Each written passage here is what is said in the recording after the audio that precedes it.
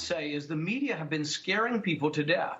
The mortality for children 0 to 18 is 1 in a million or less. The mortality between 18 years of age and 45 is about 10 in 100,000. So we need to assess those risks and make decisions. The countries that have opened schools, 22 countries have opened schools in Europe, and they're doing just fine. They haven't had a surge. All right, well, COVID is a very serious thing, but the question is the media going overboard in their so-called reporting on it? Are they trying to hype up certain stats? Are they scaring people? As you just saw, that's what Kentucky Senator Rand Paul thinks is happening, so that, but we aren't allowing people to get back to their normal lives. And if the death rate in some of these hardest hit states right now, like Florida, hasn't spiked, Florida's death rate, in fact, has gone up by about 20%, as you can see here. But the media wants you only to focus on the number of cases, not the deaths. And here's the reality. Deaths haven't risen in the same way as the cases have in Florida. But when you listen to the mainstream media, they want you to believe that the situation is much worse in Florida and in other parts around the country than it actually is. And as we all know, schools are getting to reopen in a month or so. And I want you to take a look at something that NPR did, this big report titled What Parents Can Learn from Child Care Centers that actually stayed open during the lockdowns. Apparently, YMCAs across the country implemented pods, which kept 9 kids to 1 adult. They used rooms in their buildings, such as boardrooms and basketball courts, to make sure that social distancing was in place. And after handling 20,000 kids in more than 900 sites, guess what? There weren't a lot of positive cases. Just over 1% of the staff tested positive for coronavirus, and less than 2% of the kids tested positive. So is this more hype than reality? Let's bring back in Steve Krauker. He's the founder and editor of Fourth Watch and former senior digital producer of CNN. Steve, thanks for coming back. Yeah, thanks for having me. So look, obviously this is a very serious disease, right? We've got to keep people safe. We've got to do all the right things to flatten the curve and to keep people from going to the hospital. But I think the thing somewhere along the line is we've switched the concern here, right, which was hospitalizations and death, to cases. And I know that we're testing more people and that's going to have an outcome.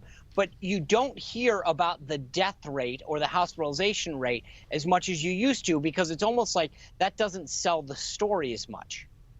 Right, cases, right, Sean, is the big number, right? It's okay. You look at the massive number of cases, and that becomes this giant story. But to your point, we have to look at the severity of the cases, and what's interesting is you look at the chart that you just showed when he looks at like New York when it was in the peak of its time back in April, and even in March. Cases matched hospitalizations, matched deaths. Now, yes, deaths often lag, but you see that as cases rise, deaths and hospitalizations rose too.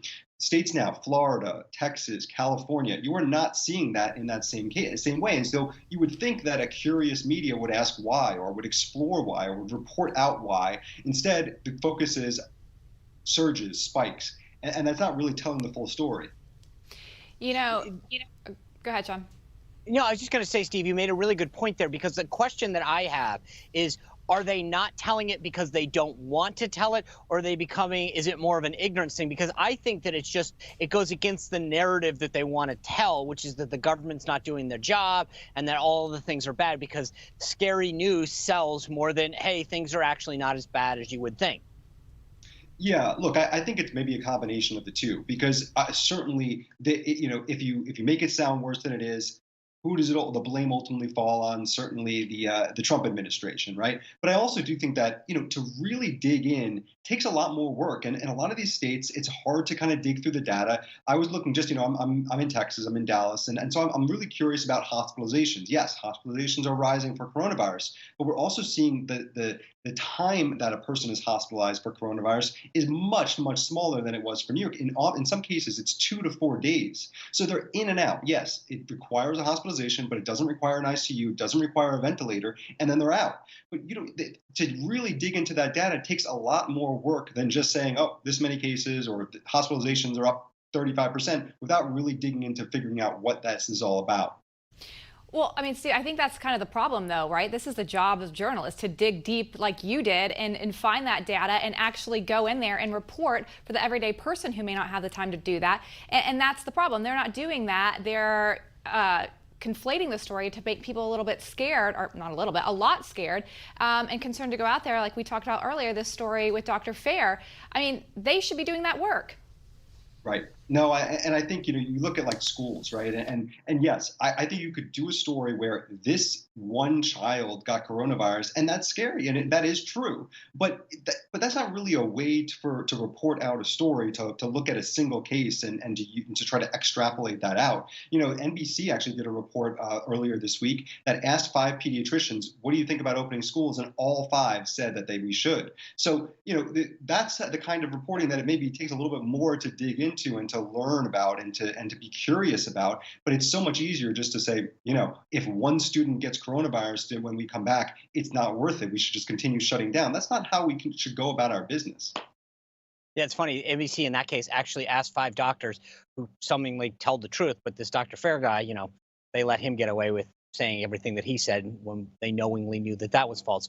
Steve, I appreciate you coming back, and look forward to having you back real soon to break down some more of these stories that are happening. Thanks, Sean. Appreciate it. All right. Well, there were some elections last night, some big primaries. And when we come back, Tommy Tuberville took down former Senator Jeff Sessions in Alabama, and former White House Dr. Ronnie Jackson won his primary last night in